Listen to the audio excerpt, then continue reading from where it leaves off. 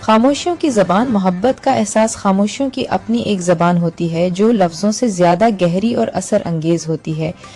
یہ کہانی ہے زوہیب اور عنایہ کی، جن کی زندگی کے رنگوں میں محبت، رشتہ، انا اور احساس کی دھنک شامل تھی۔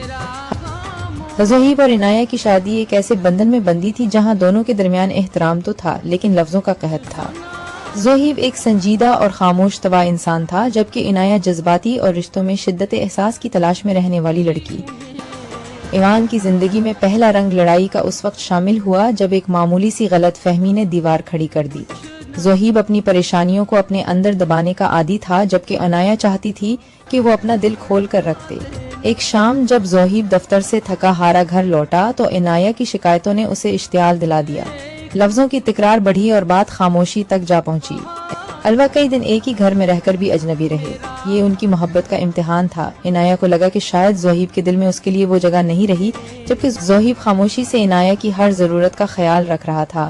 وہ اس کے پسندیدہ پھول لاتا اور میز پر رکھ دیتا، اس کی دعا کا وقت یاد رکھتا لیکن زبان سے کچھ نہ کہتا۔ پھر زندگی نے ایک نیا موڑ لیا۔ زوہیب کے کاروبار میں ایک بڑا مسئلہ کھڑا ہو گیا اور وہ ذہنی دباؤ کا شکار ہو گیا۔ پریشانی کے ان لمحوں میں عنایہ نے اپنی انا کو پس پش ڈال دیا۔ اس نے محسوس کیا کہ رشتوں میں صرف بولنا ہی ضروری نہیں ہوتا، کبھی کبھی دوسرے کے دکھ کو اس کی خاموشی سے سمجھنا ہی اصل محبت ہے۔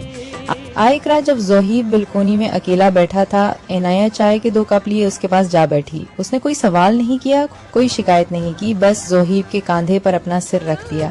اس ایک لمحے کے احساس نے برسوں کی جمی ہوئی برف پگھلا دی۔ تو زوہیب کی آنکھ سے ایک آنسو گرا جس میں اس کی ساری تھکن اور دکھ شامل تھے۔ اس نے عنایہ کا ہاتھ تھام لیا۔ یہ وہ پل تھا جب مسئلے حل ہونا شروع ہوئے۔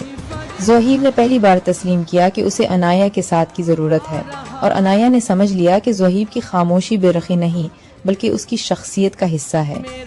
ایاز دن کے بعد ان کی زندگی میں محبت کا احساس پہلے سے زیادہ گہرا ہو گیا۔ انہوں نے سیکھا کہ رشتوں میں لڑائی جھگڑے اور پریشانیاں تو آتی ہیں، لیکن اگر احساس زندہ ہو تو ہر امتحان سے گزرا جا سکتا ہے۔ اب ان کے گھر میں جب خاموشی ہوتی تو وہ تکلیف دہ نہیں ہوتی تھی، بلکہ اس خاموشی میں بھی زندگی کے خوبصورت رنگ بولتے محسوس ہوتے تھے۔